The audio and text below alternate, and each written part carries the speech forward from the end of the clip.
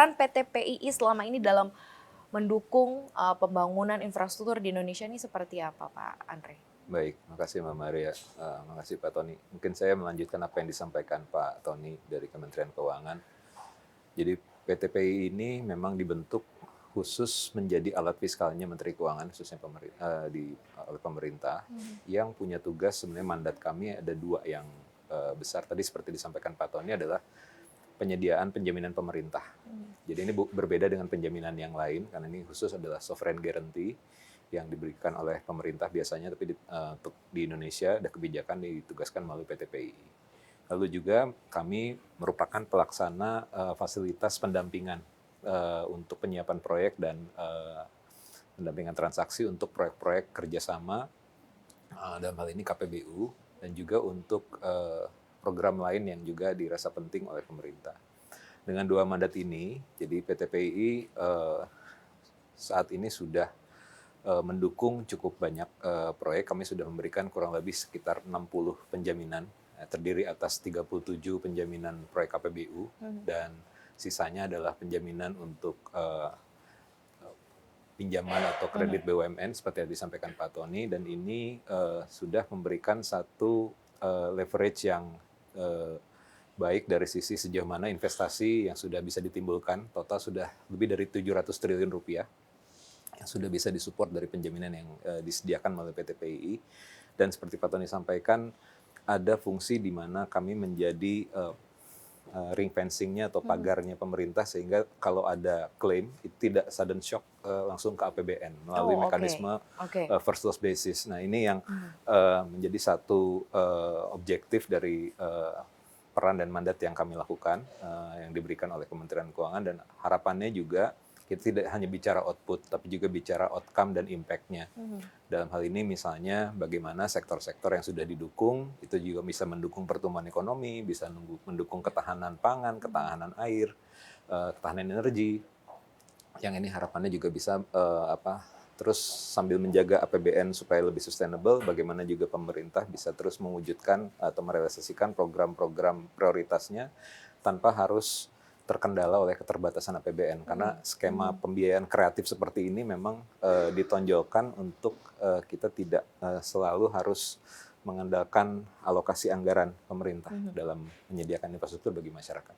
Nah sekarang kalau saya kembali ke Pak Andre ya, tantangan khususnya dalam pembangunan infrastruktur saat ini dari sisi keterbatasan anggaran. Kalau tadi kan kita bahwa banyak mekanismenya, kalau hanya berpacu pada APBN memang sangat-sangat terbatas. Kalau kita kaitkan juga dengan program-program prioritas pemerintah nih Pak Andre, di mana sektor lain di luar infrastruktur yang menjadi prioritas, ini seperti apa nih Pak Andre? Baik, terima kasih Mbak Maria. Mungkin juga melanjutkan apa yang disampaikan Pak Tony, juga sejauh mana kebutuhan creative financing ini bisa diterapkan untuk mendukung program-program prioritas ya. Misalnya saya bicara konteks yang agak spesifik, contoh kalau misalnya sekarang kita mau mendorong banyak pertumbuhan, termasuk sumber-sumber pertumbuhan baru di daerah misalnya, itu kita akan berhadapan pada tantangan bagaimana orientasi dari pemerintah, baik di kementerian lembaga maupun di pemerintah daerah, yang selama ini masih terbiasa ya dengan skema konvensional ya Pak Tony ya. Jadi dengan skema-skema APBN, APBD, bagaimana transfer daerah itu yang selama ini selalu diandalkan, itu mereka sekarang harus mulai berpikir bagaimana creative financing ini bisa diterapkan. Sehingga perubahan mindset ini sebenarnya menjadi tantangan yang paling besar kalau saya boleh sampaikan ya, karena bagaimana kita berpindah orientasi dari sejauh mana kita lebih memanfaatkan atau berfungsi sebagai spending agency, terus kita sekarang mulai berpikir bagaimana menjadi contracting agency untuk bekerja sama.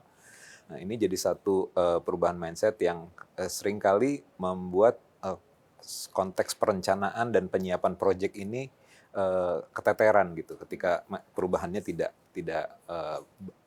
smooth ya, tidak lancar.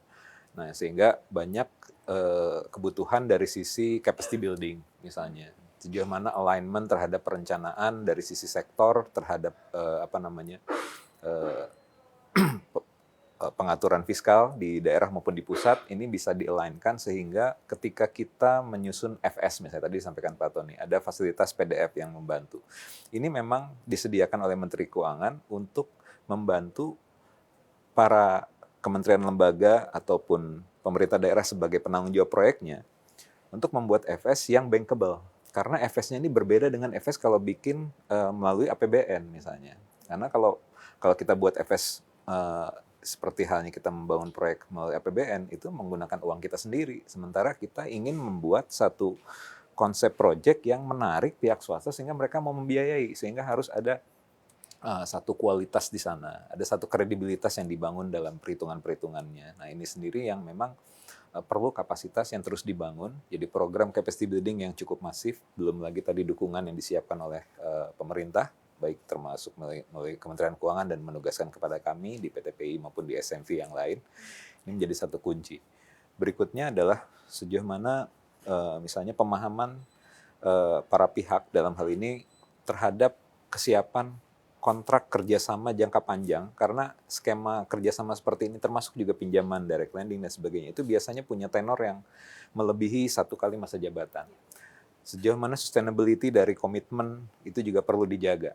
Bagaimana mitigasi risiko perlu dirumuskan sehingga para pihak itu aware dan accountable, bagaimana merasa ini proyek-proyek kita, proyek bersama. Tidak lagi melihat bahwa oh ini dulu yang tanda tangan adalah pejabat sebelumnya. Saya mau punya program baru, saya nggak punya kewajiban untuk melanjutkan dan sebagainya. Nah, ini menjadi satu tantangan juga yang terus kita coba address melalui banyak skema pendampingan, juga melalui bagaimana kita menstructure satu proyek atau satu pembiayaan sehingga para pihak yang relevan yang terkait bisa sama-sama menjaga proyeknya. Sehingga artinya apa yang diinginkan investor dan lender bahwa mereka kan nggak ingin banyak surprise ya Pak Tony ya. Jadi mereka tuh ingin ada satu kepastian bahwa oh kalau ada nyusun jadwal selesainya kapan, ada satu milestone yang memang terjaga sehingga dari sisi proyeksi return mereka sendiri juga nggak banyak surprise gitu. Dan itu yang banyak menarik dari pihak investor yang memang banyak terlibat dalam skema-skema seperti ini.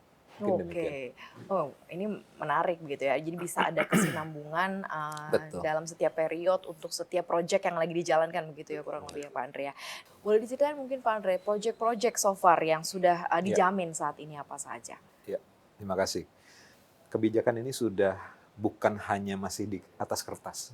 Ini benar-benar sudah dijalankan dan sudah menghasilkan dan sudah dirasakan manfaat oleh masyarakat. Nah, beberapa yang saya akan sampaikan proyek-proyek ini adalah sesuatu yang memang sudah terrealisasi, tidak hanya fisiknya, tapi layanannya dan masyarakatnya juga termasuk sisi pemerintahnya, sisi publiknya sudah merasakan manfaatnya juga sebagai dampak dari keberadaan proyek tersebut.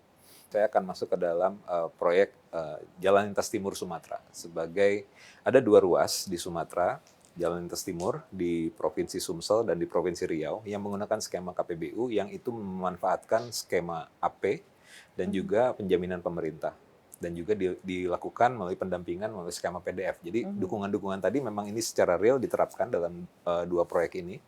Dan ini merupakan jawaban terhadap kebutuhan bagaimana memiliki satu infrastruktur jalan yang tidak hanya tersedia, tapi juga terjaga kualitasnya selama jangka waktu yang cukup panjang. Dan di sini Kementerian PU sebagai PJPK atau penanggung jawab proyeknya, itu dibantu oleh Kementerian Keuangan salah satunya dan juga melalui kami penugasan untuk PDF-nya selain penjaminan yang dirasakan selain bahwa dari sisi proyek ini bisa terrealisasi gitu ya. Jadi fisiknya terjaga karena kontrak pemeliharaannya juga terintegrasi untuk preservasi jalan. Ada satu lingkup jembatan timbang untuk memitigasi risiko overload dan overdimension, odol. Dan di sisi lain ini sendiri membuat satu kenyamanan bagi pihak Kementerian PU karena yang biasanya tiap tahun mereka harus mengadakan tender yang bisa berpotensi ada penyelewengan, ini bisa diminimize dengan kita tendernya hanya sekali, kontraknya hanya 1 di depan untuk jangka waktu 10-15 tahun sesuai masa konsesi proyek. Dan selama periode tersebut, Kementerian PU sebagai pemilik proyek akan menyerahkan tanggung jawab pembiayaan, pembangunan, pemeliharaan, dan pengoperasian jalan tersebut kepada pihak swasta sehingga mereka lebih pada menetapkan standar pelayanannya saja.